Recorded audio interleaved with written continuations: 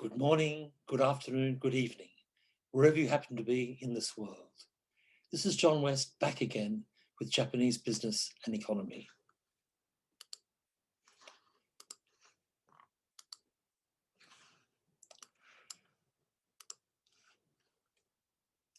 Yes, John West back again with Japanese business and economy for Class 10, Part A, the first half of our Class 10.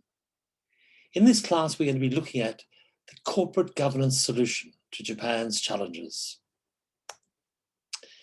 Now, what is corporate governance? Corporate governance is often referred to as the framework that defines the relationship between shareholders, management, board of directors, and other stakeholders of a company. Good corporate governance is essential for ensuring efficiency, productivity, innovation, and integrity. But Japan has long had weak corporate governance, despite many government promises for improvement, including as part of Abenomics. According to a recent report, Japan's corporate governance is ranked only 7th in Asia, tying with India, well behind Australia, Hong Kong, Singapore, Thailand, Taiwan, and Malaysia. This is simply not good enough for an advanced, sophisticated country like Japan. Poor corporate governance is one reason why Japanese companies have lower productivity than their Western counterparts, about 30% lower on average than US companies. Japan's corporate governance is particularly weak when it comes to disclosure, transparency, and accountability. And while corporate scandals occur everywhere, they are unfortunately a recurrent feature of corporate life in Japan. We will look at a few later on in this lecture.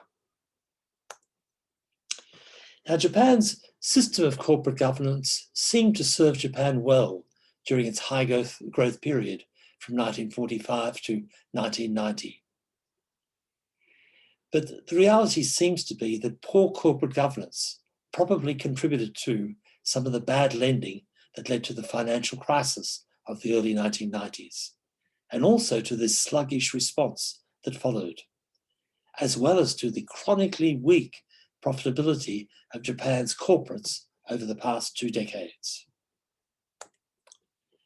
One key aspect of corporate governance is the company board. The board is supposed to supervise corporate management on behalf of shareholders. But in the case of Japan, boards are stacked with insiders, people who don't supervise a corporate management. These insiders might be representatives from the main bank, former corporate staff members. This means that we have a cozy club. Management is weakly supervised. The board blocks mergers and acquisitions, especially from overseas. This is one of the reasons why foreign direct investment in Japan is so low. Corporate decisions are typically made on the golf course, not in the boardroom, and women are rarely seen in Japanese corporate boards. Japan's external auditors don't always do a serious job. After all, they're being paid by companies and they are drawn into the system. Mainstream media in Japan is usually silent too. It depends on corporate advertising revenues after all. And non-government organisations like Transparency International or shareholder activist groups are also weak in Japan. You might recall us talking about the Iron Triangle, the triangle of big business, politicians, and government officials, and the cozy, non-transparent relationship between them. Now, one critical role of government in corporate governance is regulating business. But in Japan, with its Iron Triangle, where government officials have a close, friendly relationship with big business, it is very difficult to regulate business. We also have the role of amekudari that we've spoken about before, former senior government officials now working inside companies. Again, this cozy relationship means regulating business is often done not very seriously. And an example of this is the Fukushima nuclear crisis after the earthquake and tsunami. Now, the nuclear power companies were clearly not regulated properly. There was clearly much more risk of being hit by a nuclear crisis. And of course, this is exactly what happened. Now, as part of Abenomics, the Japanese government has been implementing some corporate governance reforms, but change is too slow and too timid. Now we're going to look at a few corporate scandals in Japan. And as I said, there are many of them in Japan. And these corporate scandals give us a little window onto corporate life in Japan. Now, Olympus is a very important company, a very important high-tech company. I think many people know of it as a producer of cameras, but it's also a medical equipment company. Now, about 20 years ago, around the time of the financial crisis in Japan, Olympus made big losses through bad investments. What do you do in such a situation? Are you transparent and open about the bad investments and the big losses? No, not in Japan, not in Olympus.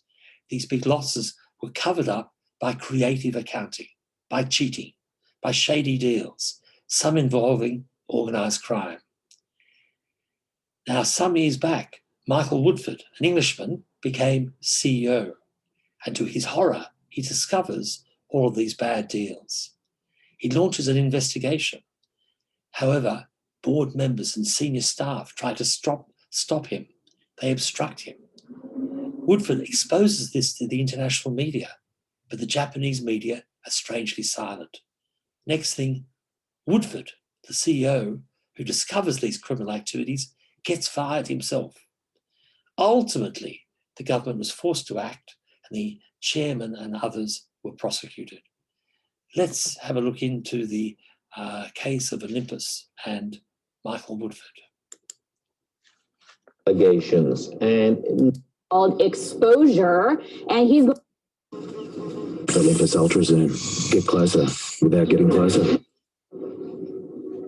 Well, maybe the former CEO got a little too close, but it was big news back in the spring of 2011 when Michael Woodford, a Westerner, was made president of the company, the first Westerner to really climb the ranks from within a major Japanese corporation. And in October of 2011, he became the CEO of Olympus in addition to president. But just 2 weeks later, mid-October of last year, he was unexpectedly fired by the board. Now, according to the Financial Times, Olympus portrayed him as an outspoken Westerner who diverted from the rest of the management team. But Michael Woodford had a much different story. He exposed to the press the mismanagement and accounting cover-ups he discovered at Olympus. Shortly thereafter, the company admitted to hiding losses, and we saw this. Three former top bosses of the Japanese camera and medical equipment maker Olympus have admitted involvement in one of Japan's biggest corporate scandals. They face up to 10 years in prison. Meanwhile, Woodford, for his part, became the first CEO of a global multinational company to blow the whistle on his own company. And he then says he fled Japan, fearing his life.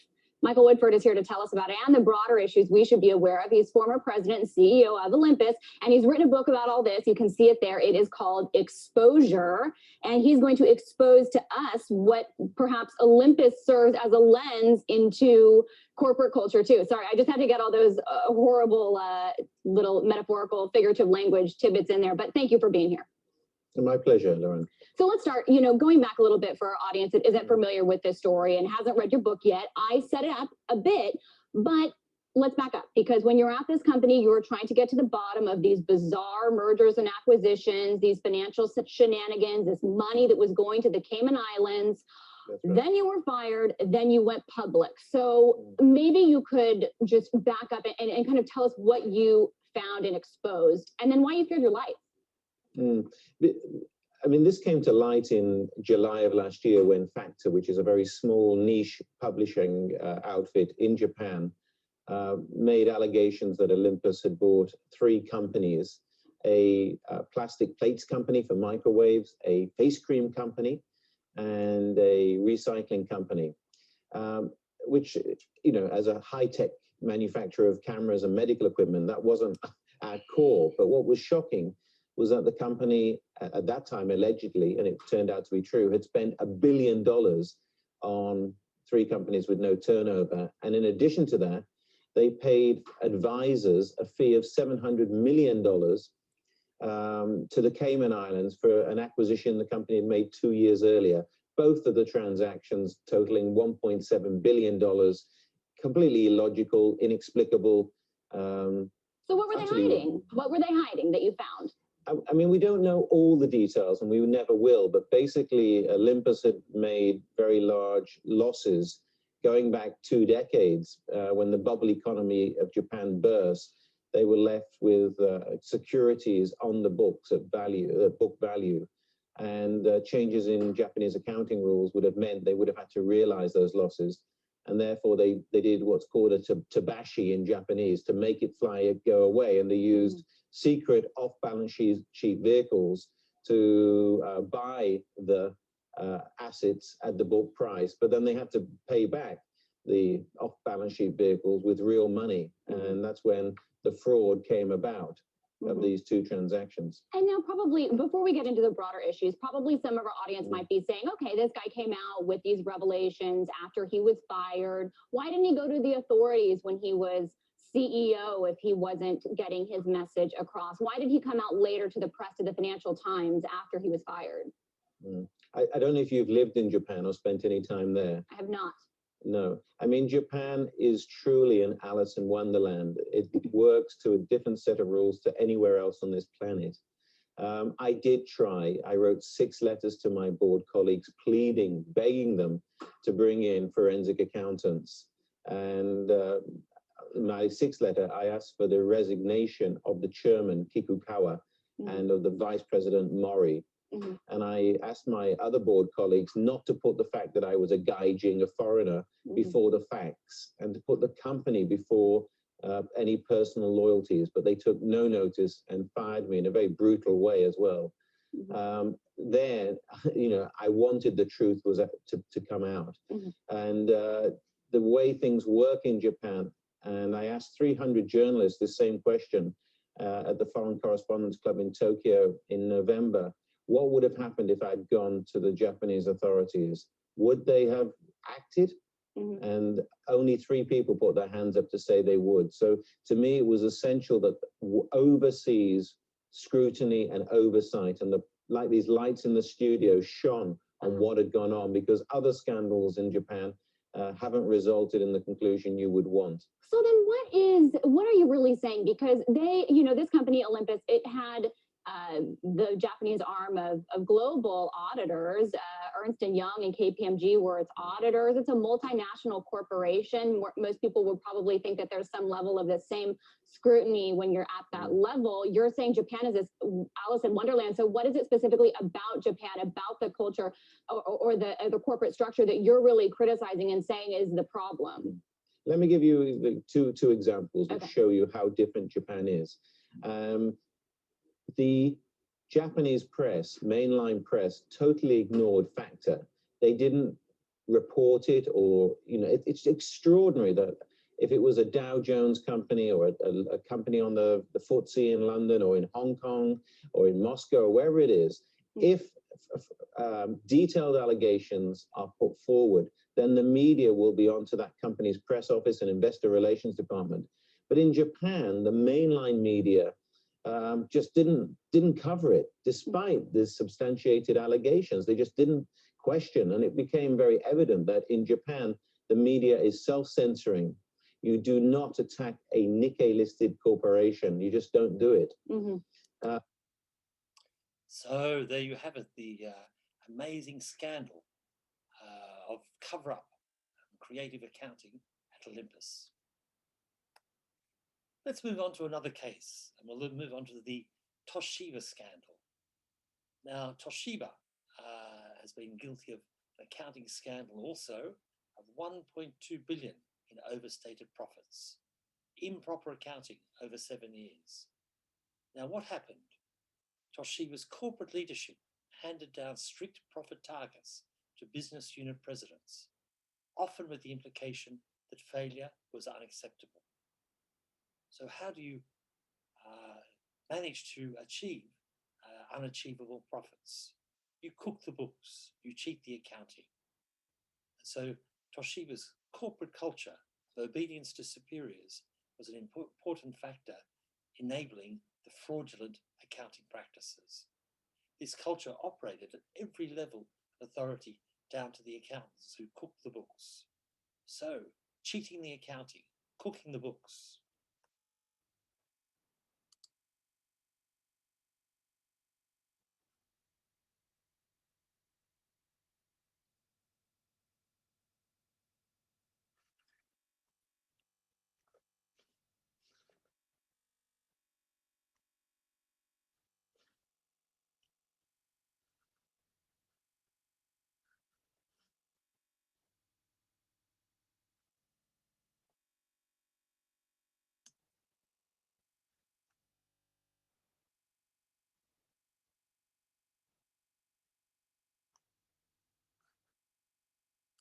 第三四半期の間において、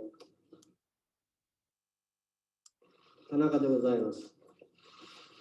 昨日7月20日17時30分過ぎに第三者委員会から当社の会計処理問題についての調査報告書を受領いたしました。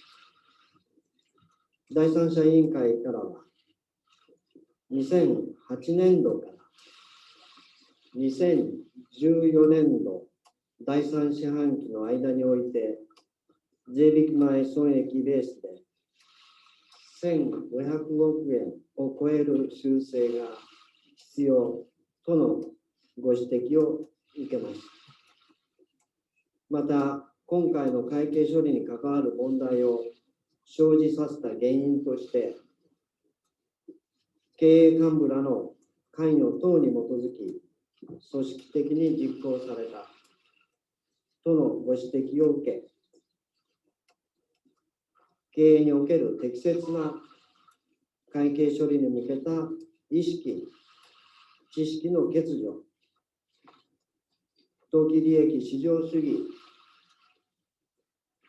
目標必達のプレッシャーなどが認定されました。関わる事態を生じさせたことを厳粛に受け止め、株主の皆様をはじめ、すべてのステークホルダーの皆様に対し、心よりお詫びを申し上げます。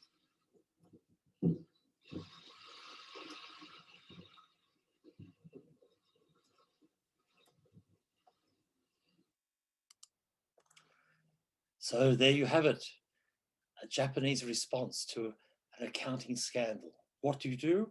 You say, I'm sorry, and you bow. But unfortunately, things often don't change at all.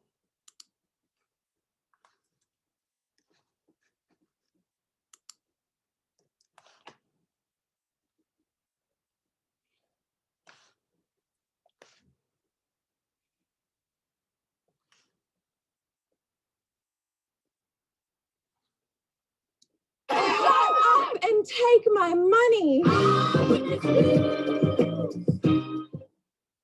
Now, scandal hit Toshiba has sold its stake in the Finnish elevator company Kone for $947 million in a bid to bolster its finances. Once lauded as an example of good practice in Japan, Toshiba has been rocked by revelations about financial irregularities. It was found to have overstated its profits by more than $1 billion over 7 years. That led to the resignation on Tuesday of its CEO and president. Toshiba's stock finished the day lower in Tokyo.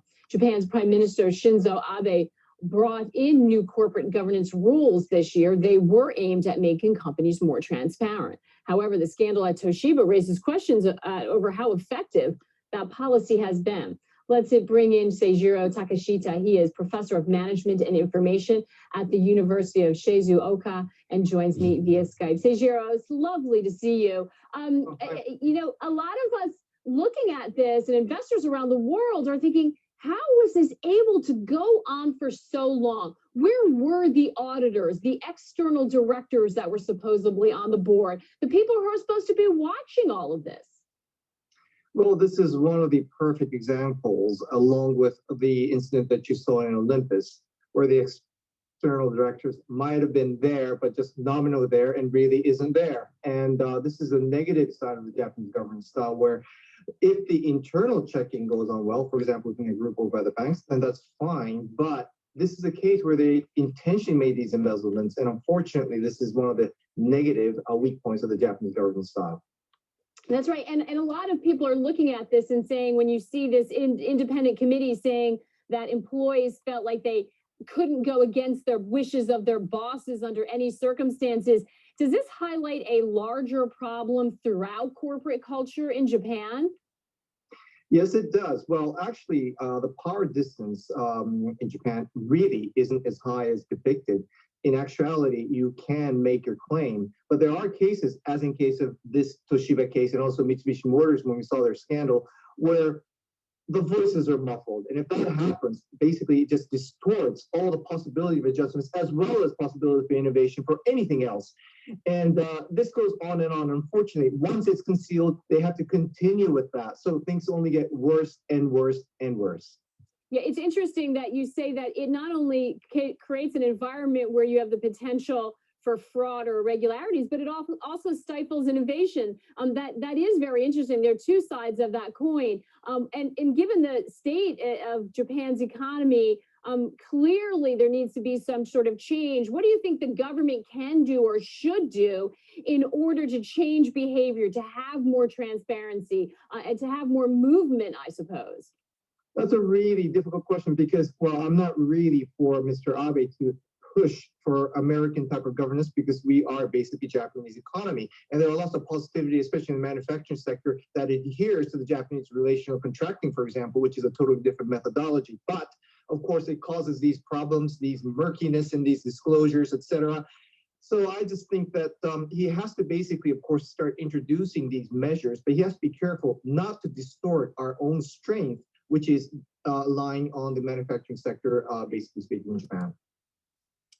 So I'm sorry that was a bit dark and it was a little bit slow in starting, but those comments were very, very interesting about Japan's corporate governance style and corporate governance system and the pros and cons of it. But importantly, that professor there made some interesting points.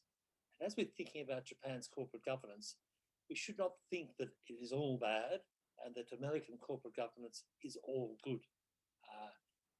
In American corporate governance, we have a system where companies are under great pressure to come up with short-term profits every quarter.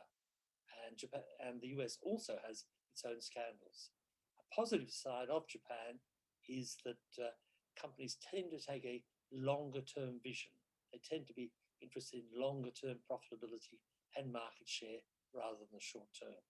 But as this scandal shows, we do have great problems in Japan's corporate governance system. Another example of a corporate governance scandal is that of Kobe Steel. Kobe Steel admitted data fraud for nearly 5 decades. Kobe Steel is Japan's third biggest steel maker. It supplies steel parts to manufacturers of cars, planes, and trains around the world. They admitted to supplying products with falsified specifications to over 600 customers, including 222 overseas, throwing global supply chains into turmoil. And this is really quite worrying because when we get in a car or when we get in a train or a plane, we imagine that the steel that these machines are made of is reliable and that it comes from companies that do their manufacturing seriously. We've seen here how Kobe Steel, which supplies steel to manufacturers of cars, planes, and trains, has been cheating, throwing at risk the people who take these transport means. Now, what caused Kobe's problems? Why did Kobe cheat in terms of its specifications of steel products? It's all down to greed, a very insular corporate culture, dishonesty and negligence.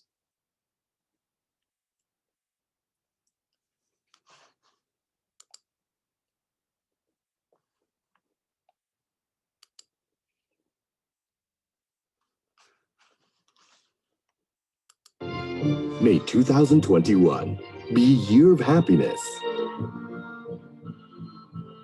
a year of great health, and also a year of smiles. Wishing you a very happy new year. Until we meet again. Amazing Thailand. This was a news conference to set out plans for the future, how to rebuild credibility at a 112-year-old company whose image, like its metal products, has been made suspect by a data fraud scandal. But first came the ritual act of penance for the past. I would like to deeply apologize first to investors and to others in society. Yamaguchi takes over on April the 1st, his predecessor stepping down as Kobe Steel struggled to contain the crisis, last week revealing that 605 clients, over a third of them overseas, had been affected by tampering of product specs for materials used in planes, trains, and in automobiles. One possible way forward, to consolidate. There are many individual businesses, and in order to strengthen each of them, which is very important, we are not eliminating the option of alliances or mergers and acquisitions. No safety issues have been identified from the scandal, and the company's shares have recovered from earlier sharp losses, but investors still anxious at what could yet be a long rehabilitation. He's got a real challenge in changing both the culture internally and the perception of the culture of Kobe Steel from the wider market. So, maybe some small mergers and joint ventures might help in the short term, but this is really a multi-year plan to get them back on the road to recovery. And the fallout far from over. Kobe is under a US Department of Justice investigation that may yet prove costly, while facing consumer lawsuits in Canada and in the US, where Kobe's chief also admitted profits could be hit by another threat, Donald Trump's import tariffs. Writing's not that easy. So another corporate scandal from Japan, Kobe Steel. This is really a dramatic episode because, as we've discussed during our course, Japan's strong point in its economy, Japan's excellence in its economy, is its manufacturing sector.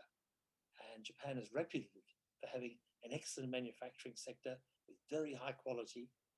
And a case like Kobe Steel's shows that even Japan has great problems in its companies, which are supposed to be excellent, but in reality are not always at all. Now, no discussion of corporate governance and corporate scandals in Japan would be complete without some discussion of organized crime in Japan. The organized crime in Japan is known as the Yakuza. And the Yakuza, of course, is a feature of the Japanese economy and society. And unfortunately, the Yakuza has strong links to certain companies, certain parts of the business sector, and also to some politicians in Japan. Now, traditionally, the Japanese government tolerated the Yakuza. It's strange in a way, but yes, tolerated organized crime. And I think part of the idea is that because crime is inevitable in any society, it's better that it be organized rather than disorganized and random. Now, Japanese Yakuza run organized crime in an efficient and non-violent way, which is quite different from many other countries. The Yakuza have a monopoly on crime in Japan, and so what they do is they try to push out other criminals. And by doing so, the Yakuza keeps the streets clean in Japan, and they hire petty criminals, bring them into their system. Sometimes the Yakuza even cooperate with the police on security issues. The Yakuza are most interested in having a regular, steady business, and so they will do anything to maintain that. More recently, however, the Japanese government has been cracking down on the Yakuza, and Yakuza membership is declining. But this is driving some crime groups underground, and there are reports of new crime groups emerging. And of course, with globalization, Chinese and Korean organized crime are now penetrating Japan. Let's have a listen to a couple of YouTubes. Yakuza is derived from the numbers 8, 9, and 3. a losing hand in a Japanese card game. They trace their origins back to the 17th century. Today, they earn most of their money through gambling, prostitution, and extortion. While many of their activities are criminal, the organizations themselves are not. They even have offices, registered members, and business cards. The Japanese police say there are around 60,000 members in the country. They're often heavily tattooed, and some are even missing fingers, a punishment for stepping out of line. The biggest Yakuza group is the Yamaguchi Gumi from Kobe, with around 23,000 members. They're led by Shinobu Tsukasa. He spent 13 years in prison for killing a rival with a samurai sword in the 1970s.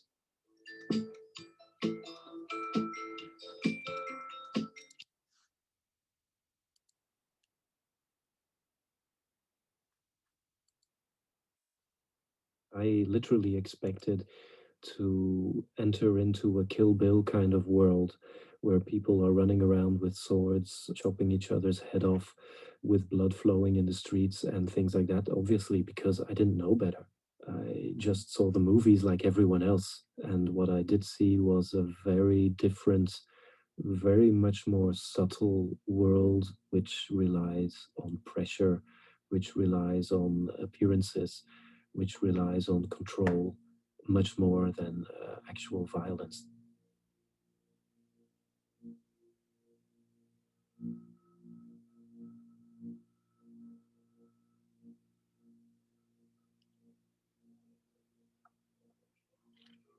After 10 months of negotiation, I was introduced to the Godfather himself, who you can see is in the middle of the picture, flanked by number 2 and number 3.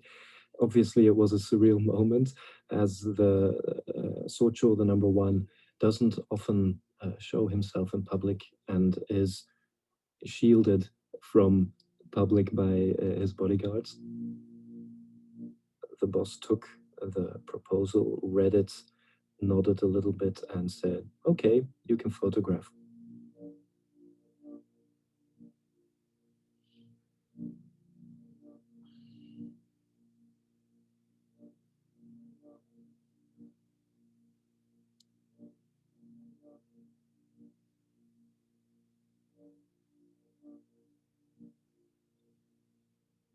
The structure that I could see within this Yakuza family, or within any Yakuza for that matter, I think, is they have a very, very strong Oyabun Obun, which means father-son in a way relationship, very strict. There is an extremely strict hierarchy. Number 1 is boss, number 2 listens to number 1, number 3. I mean, everything is set out basically in stone, and towards the young people and the new members that are recruited off the streets, they present them as an alternate family and kind of take them away from their real blood family to offer them a better life.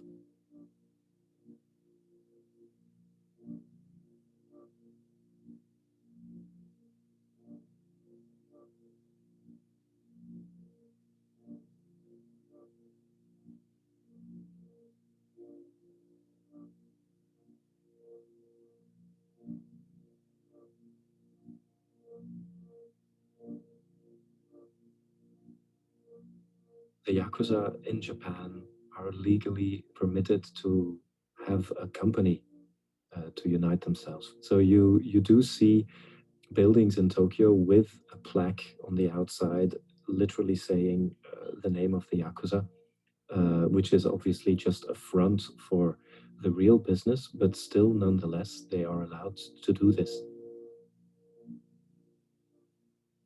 The tattoos are obviously extremely important. They are the main visual, recognizable thing about them. The scenes depicted are, for example, something that happened in the life of the person being tattooed, or a character trait or something like that. And it is depicted through typical Japanese old myths. They used to meet in onsens, in bathhouses, because inside a bathhouse you obviously have to be naked. So you could see, people could see each other's tattoos, and at the same time could see that nobody else was carrying a concealed weapon. When somebody is expected to apologize for something, you have to cut off a piece of your finger yourself and present this little piece of finger which you have just cut off on a white napkin to your boss. When they used to fight with samurai swords, the Yakuza, the two strongest fingers are your little finger and your ring finger. And if you would have to cut off a piece of your pinky, you would not be able to hold your samurai sword in battle as well anymore as you would before. Now, of course, it's playing golf that wouldn't work so well anymore.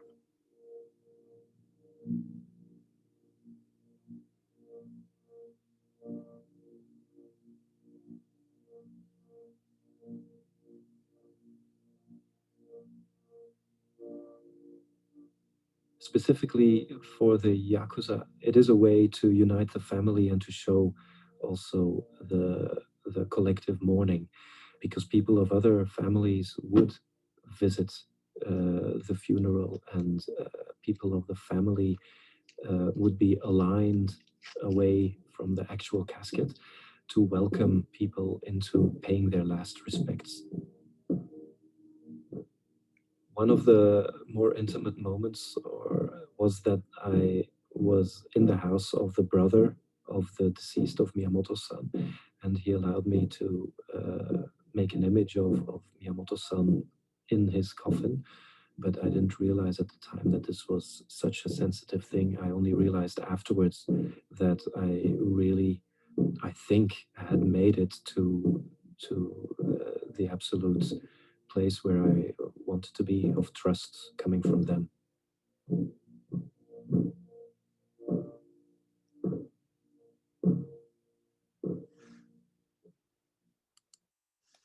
So there you have it, Japan's Yakuza. It's an organized crime syndicate.